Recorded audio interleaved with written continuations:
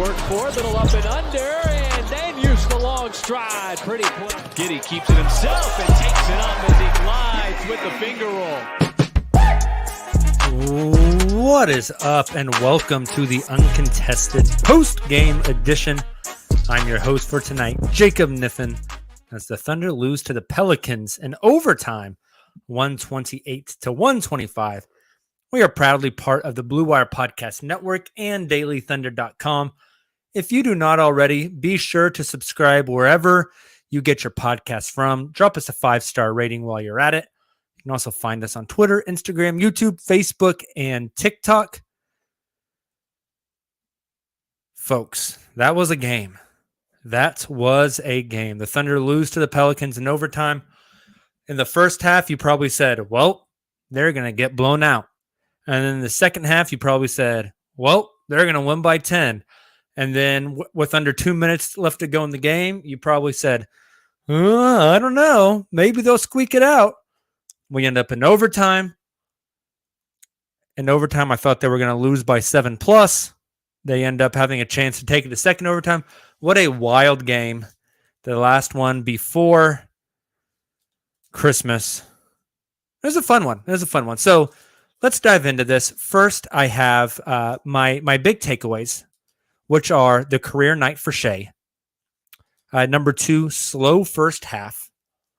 Number 3, free throws. Number 4, the return of Tre. And 5, Josh is PDG. Stands for pretty damn good. Before we break down and analyze all of those, we're going to do a step-by-step game summary. Also, I would love to answer any and all of your questions in the chat tonight. So if you have any questions, please drop them. I will answer them for you guys. Let's get into the step-by-step game summary here. So Oklahoma City starts this one pretty hot. They are getting to the rim at will. I think their first 6 or 8 points were layups. Things looking great. And then the Pelicans just turn off the faucet for OKC. They ratchet down on defense. The Thunder can't really buy a basket anywhere. Pelicans start to get a little bit hot. And it is 33-23 after the first quarter. We start the second quarter. Pelicans still have it going. OKC runs the shooters lineup. Isaiah Joe got minutes. Muscala got minutes. Lindy Waters got minutes. Tre Mann, fresh out of the G League, gets minutes.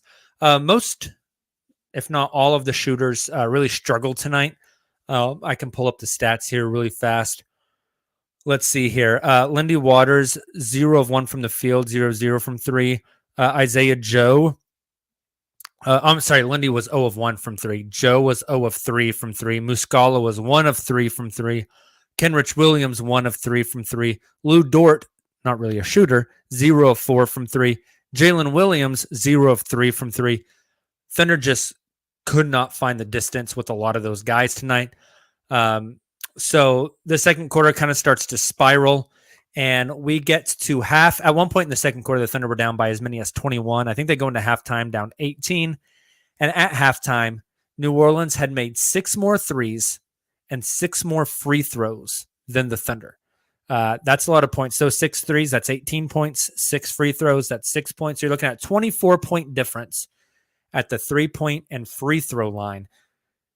That'll do it, folks. After the game tonight, Coach Daignault said that the team came out with low energy in the first half, but really try to let that be their catalyst in the second half. And boy, oh boy, did they come out on a tear. Shai comes out of the halftime and just is cooking dudes left and right. Poku at one point had 8 straight in the third. He splashed a 3. Had a nice little pick and roll with Shai where he caught a wide open pass and hit a little layup. And then pulled a 3 again and hit it. Had 8 straight. Poku had a great night. He wasn't in my 5 takeaways, but I do want to make a mention of Poku here since he's not in the takeaways. 32 minutes tonight, battling with Jonas Valanciunas and Jackson Hayes and Willie Hernan-Gomez. Poku, 7 of 11 from the field, 3 of 5 from 3, had 17 points, 6 rebounds, 3 assists, 4 steals, only 1 turnover. I thought Poku who has struggled recently, had a really, really good night tonight. Really awesome to see from Poku. Hopefully that can be a bit of a catalyst moving forward for him and a good jumping off point to push forward here in the next few games. Thunder defense was swarming in the third quarter. I thought that the final possession of the quarter featured Shai Gilgeous-Alexander challenging somebody at the rim. I forget who it was. Maybe it was CJ McCollum. There was a kick out. He closed out like crazy fast on, I want to say, Marshall. Might have been, I'm sorry, my dogs are barking in the background. Might have been Najee Marshall. Maybe it was Tre Murphy the third. I can't remember, but it was just like a really impressive defensive play from Shai. Thunder win the third quarter 31-16, which was awesome. And then the fourth quarter starts and the Thunder really start to take hold. They got up by as many as like 10 or 11 and got to double digits. Looking really good, but the Thunder were fouling early in the quarter, and it led to the Pelicans getting into the bonus pretty early in the quarter. And that resulted in 17 Pelican free throws. I think they went 15 of 17 in the fourth quarter alone. And that really doomed OKC. The game is tied up. The Thunder have the ball with about 25 and a half seconds left. A chance for a go-ahead game winner. They put the ball in Tre Mann's hands. A lot of discourse about this one on social media tonight. They put the ball in Tre Mann's hands. After the game, coach said that play was set up to run to get Shai the ball. But the Pelicans denied it, so Shai backed out and let Tre cook. Yeah, Eamon says, I need what the dog doing sounder. My wife is gone right now, and the dogs are being crazy. So I don't know what they're doing. But I can't get up and stop podcasting on a live stream, so we're just going to roll with it, man. Anyway, so Tre ISOs on the final possession of the game. Lots of people saying, oh my God, Shai needs a touch there. How could they do that, giving the ball to the guy from the G League? In all fairness, it's a really good play. Tre crossed the piss out of CJ McCollum, nearly dropped him, got to his dominant hand, his right hand, got to the rim. Jackson Hayes rotated over, tried to contest it. Tre extends out pretty far, flips it up, and it just bounces off the rim. It was a really good look, just didn't go. A little bit of confusion there at the end. No one had possession. The Pelicans were trying to call a timeout. Refs decided just to say, end of regulation, we're going to OT. We get into OT. The Thunder hit the first bucket. Then the Pelicans start hitting some shots. Got up by as many as 7. And a lot of people started leaving the arena. But we had a play that kind of lasted like really long. Ended up with a Josh Giddey layup at the rim to cut it from 5-3. And 8 seconds left. There are about 12 seconds left. Pelicans get the ball, and the Thunder trap CJ McCollum on the baseline, who steps out. So we got a turnover with 8 seconds left. Thunder ball underneath their own basket. 3-point game, no timeouts. And in my mind, I was at the arena tonight. In my mind, during that timeout, I'm thinking, okay. And I even leaned over and said to my dad, I said, Josh Giddey inbounds. You're going to have Shai, Isaiah Joe, Tre Mann, and Mike Muscala. You're going to space the floor for shooters, and you're going to take a 3 to tie this thing up. Well, Josh comes out to inbound, and Shai come out, and Isaiah Joe come out. But then Poku and Dort. Dort has been very underwhelming offensively this season, just missing tons of shots at the rim, making poor decisions. I was very surprised Dort was out there. I haven't rewatched the play since I watched it live, but Poku slips on and falls on the ground over on a screen that was supposed to spring Shai, I believe. So the play gets blown up, ends up getting inbound into Isaiah Joe, who bobbles the ball, drops it, and then shoots like a little turnaround, almost like a free throw line, like 10, 12-footer, misses it. And then Josh gets in there, gets an offensive rebound and a tip back, also misses it. Josh might have got fouled there. And we get a foul on, I believe it was Jackson Hayes gets fouled there. I believe that play was drawn up to be a 3-point shot. Like it had to have been, because there's no way you're going for a quick 2 when you're down 3 with 8 seconds to go and no timeouts. You got to shoot the 3 there. So at that point, the game looks over, but Jackson Hayes misses both free throws. And the ball gets tipped out of the mosh pit and just lands in Shai's lap at midcourt. And that man takes 2 dribbles, has about a 35-footer, pulls it, and my God, did I think that thing was going down. Gets halfway in, rattles out, bounces out, game over. Thunder lose by 3. So if you didn't watch the game or you want another breakdown, like there's what we got. The end of the last play, the end of regulation, and the second to last play in overtime, both kind of questionable, but you got to hand it to the Pelicans. I thought they did a good job defensively on both of those. So let's get to some analysis. My first one was career night for Shai. We've kind of buried the lead here. Shai Gilgeous-Alexander sets a new career high. Sucks that it came in a loss, but a new career high with 44 points. Previous career high was 42. He had got that 3 times as recently as this year. 44 points for Shai. He was 17 of 29 from the field. Crazy efficient. 3 of 4 from 3. Took a lot of threes tonight. The only miss was that 35-footer. Had the step back going. Was 7 of 9 from the free throw line. 10 rebounds, 6 assists, 2 steals. Shai was a superstar tonight. I tweeted it out during the game. He was the best player on the floor, and it wasn't close. And the Pelicans knew exactly what Shai wanted to do. He wants to get to the lane. He wants to get to the rim. He wants to shoot that little mid-range J. Pelicans know what he wanted.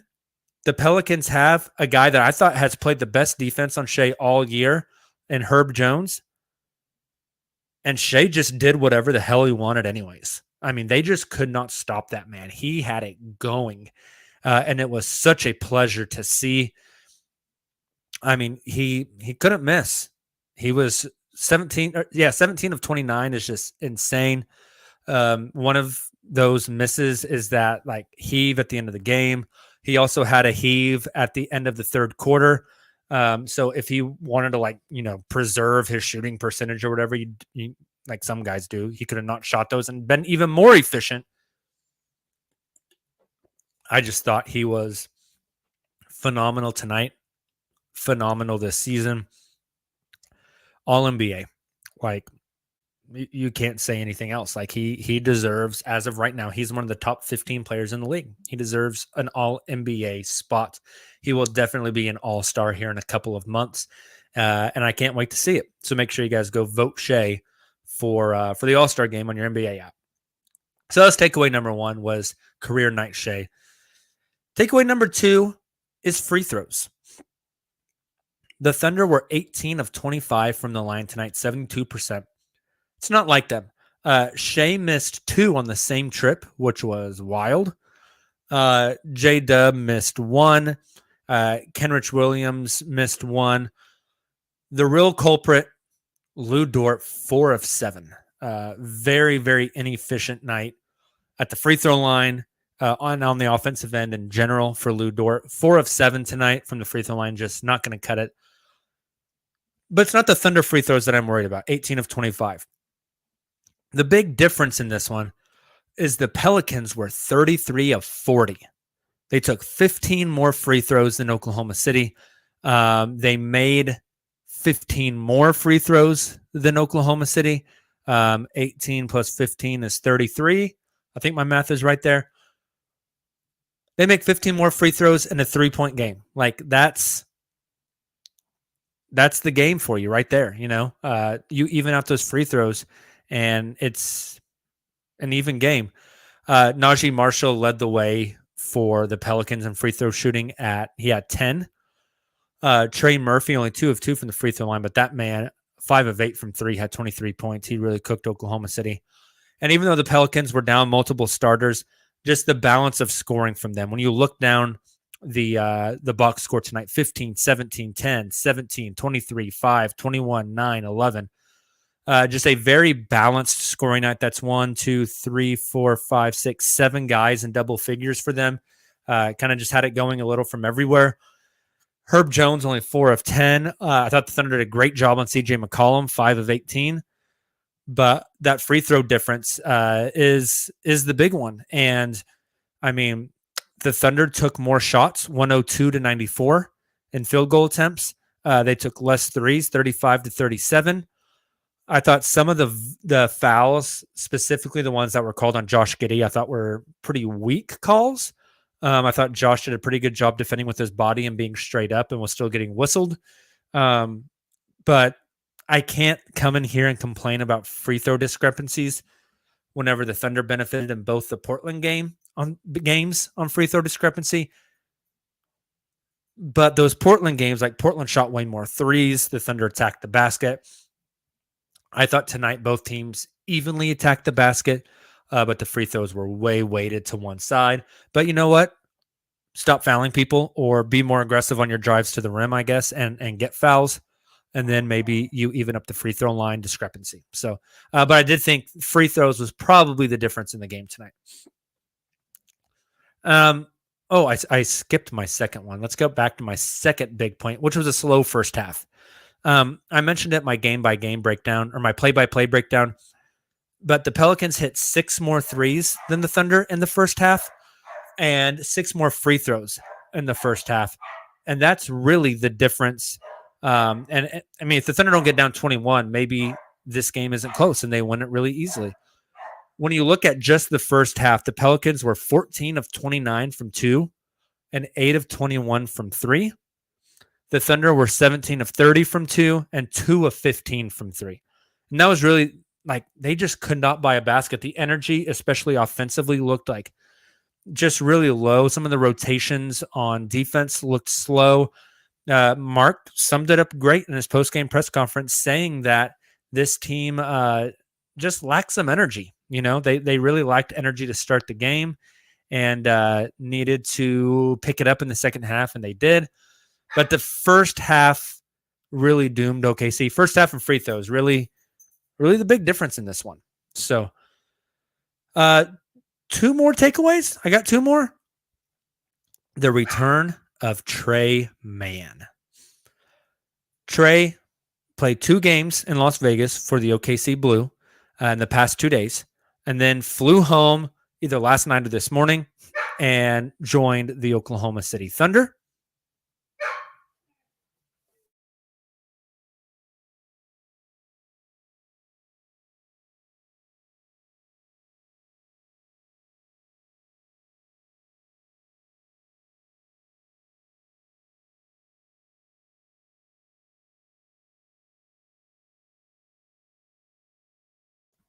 All right. So Tre Mann makes his return tonight. 3 games in like, I don't know what that is, like 50 hours, 60 hours, something like that. But I thought he just came in with good energy tonight. He played 14 minutes. Isaiah Joe played 12 minutes. Lindy Waters played 9 minutes. So Tre got the most out of all of them. And in 14 minutes, he got up 8 shots. Love to see that. 3 of 5 from 3. The first 2 did not fall. And I'm glad that he stayed aggressive and kept shooting. Hit a really big one there in the fourth that really helped Oklahoma City out. He had 1 block, 2 turnovers, 2 personal fouls, but it was a +5 on the night, had 9 points. That's the Tre Mann you want to see, is just him being aggressive, searching for his shot. He had a step back. I think he had a catch and shoot. That's what he got sent to the G League for, right? To find that confidence, to find that range and come back and just try to cook. And he did that tonight. Love to see Tre back in the lineup. A lot of us were really high on Tre coming into the season after what he did in preseason, after all the hype from his teammates in the offseason. So I'm interested to see what he does in the next week or so as far as his production and his minutes. But great to have Tre back. Great to have Tre shooting threes. Only player that shot as many threes as Tre tonight was Alexei Pokusevski. And You love to see that. Tre's just getting shots up, and that's what he is elite at, and so that's what he needs to do. My fifth and final note of the night, or my final takeaway, Josh is pretty damn good. Josh Giddey on the night he played 34 minutes. He scored 20 points on 9 of 15 shooting. Very efficient. Didn't have any free throws. 2 of 3 from 3. 10 rebounds, 6 assists, a steal, a block. The 5 turnovers are an eyesore, but plus 10 in the plus minus. 20, 10, and 6 for Josh is incredible. I wish he got to the free throw line some, but 2 of 3 from 3. Post-game in media availability, Josh said that he doesn't get to leave practice until he shoots with the new shooting coach. There we go. And it's paying off. Josh also mentioned that, his mindset has changed a little bit about his shooting. Like, he said he now takes like the right threes. He said you don't have to prove to anybody that you're a shooter. Just take the right ones and the percentages will go up. It's very clear that the form is changing a bit, and he just looks way more confident shooting the ball. It's more fluid. And the second one he hit tonight, which was in the left corner over Jackson Hayes, like that was a very confident pull up. I love to see that. And so if he can continue to shoot at a decent clip, I think that really raises his ceiling. But there was a lot of talk about the Josh and Shai pairing and can they coexist. And I think they are really finding their stride together. They're doing some really good stuff. And when Josh is playing like this and kind of playing off Shai, and then Shai plays off Josh, and they work together. And then you bring Chet back into the mix, and he can be like that guy that connects everything together. I think it's going to be fine.